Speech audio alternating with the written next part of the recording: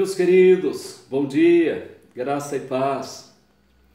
Para a sua edificação, hoje eu quero ler Colossenses 1, verso 9 ao 12. Este texto diz o seguinte: por esta razão, também nós, desde o dia em que o ouvimos, não cessamos de orar por vós e de pedir que transbordeis de pleno conhecimento de sua vontade, em toda a sabedoria e entendimento espiritual, a fim de viverdes de modo digno do Senhor, para o seu inteiro agrado, frutificando em toda boa obra e crescendo no pleno conhecimento de Deus, sendo fortalecidos com todo o poder, segundo a força da sua glória, em toda a perseverança e longanimidade, com alegria, dando graças ao Pai, que vos fez idôneos à parte que vos cabe da herança dos santos na luz.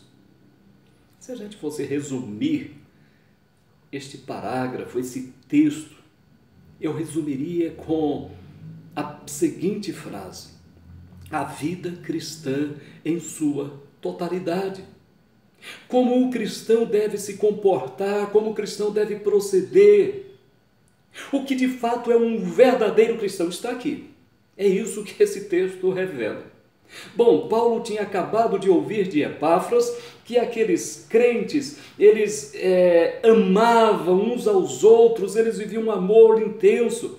E então Paulo diz: por esta razão, também nós, desde o dia em que o ouvimos, desde o dia em que nós ouvimos o relatório de Epáfras, não cessamos de orar por vós e de pedir que transbordeis de pleno conhecimento da vontade majestosa, maravilhosa de Deus. Eu acho isso interessante, vou lhe dizer por quê. Paulo acabara de ouvir um relatório bom, um relatório bonito, um relatório de uma igreja que amava uns aos outros, que tinha uma fé em Cristo, que vivia já uma vida maravilhosa. E você poderia então pensar: nossa, e Paulo então devia dizer graças a Deus e ficar por isso mesmo. Não, pelo contrário. Já que aqueles crentes estavam vivendo uma verdadeira fé, um verdadeiro amor, uma vida cristã autêntica, então a partir de agora vamos orar mais, para que eles cresçam mais, para que conheçam mais, para que tenham o pleno conhecimento da vontade de Deus, em toda a sabedoria e entendimento espiritual. Maravilha isso! Significa, meus queridos, que se você já cresceu na vida cristã, precisa crescer mais. Você já chegou numa certa estatura, prossiga para o crescimento ainda maior.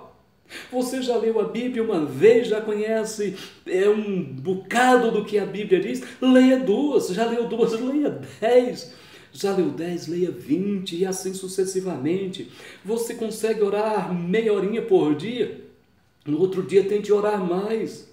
Você consegue viver uma vida cristã em amor aos irmãos? Faça isso com muito mais gozo, com muita mais preciosidade. É isso que Paulo está dizendo. Aqui nós não chegamos ainda na perfeição.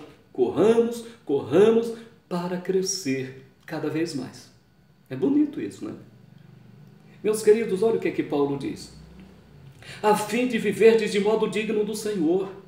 Quanto mais crescemos na graça, no conhecimento, principalmente pela sabedoria espiritual que vem de Deus, então nós podemos viver de modo digno do Senhor, para o seu inteiro agrado. E a pergunta que fazemos é: nós agradamos a Deus em todos os nossos atos, em todos os nossos afazeres, em todas as nossas palavras, pensamentos, ações e omissões? Bom, você pode viver para o inteiro agrado do Senhor. Claro que você pode. Claro que nós podemos e nós devemos. E a oração do apóstolo Paulo é essa: para que aqueles crentes pudessem transbordar, deixar, jorrar o pleno conhecimento da vontade de Deus em toda a sabedoria espiritual, para viver de modo digno do Senhor, para o seu inteiro agrado. Já pensou nisso, meu querido? Você já pensou em viver intensamente para agradar a Deus em tudo que você faz ou deixa de fazer, em tudo que você fala ou deixa de falar, em tudo que você pensa ou deixa de pensar? É o que o apóstolo Paulo aqui nos ensina. E ele diz que depois que você vive de forma digna do Senhor, vivendo para o inteiro agrado, aí você vai frutificar em toda boa obra, crescendo no pleno conhecimento de Deus. Nosso dever, produzir boas obras, disse o apóstolo Paulo, quando escreveu aos Efésios: pela graça sois salvos por meio da fé, isto não vem de vós, é dom de Deus, não das obras, para que ninguém se glorie. Mas ele diz que nós somos feitos, fomos chamados, fomos escolhidos para as boas obras. E Jesus disse: vós sois a luz do mundo, brilhe portanto a vossa luz, para que os homens vejam as vossas boas obras e glorifiquem a vosso Pai que está nos céus. Olha que maravilha! E é o que o Paulo está aqui querendo dizer para aqueles crentes, e a oração de Paulo é essa: para que aqueles crentes frutifiquem em toda boa obra, crescendo no pleno conhecimento de Deus. Mas eles precisam de força, eles precisam ser fortalecidos, e por este motivo o apóstolo Paulo continua a sua oração dizendo: sendo fortalecidos com todo o poder.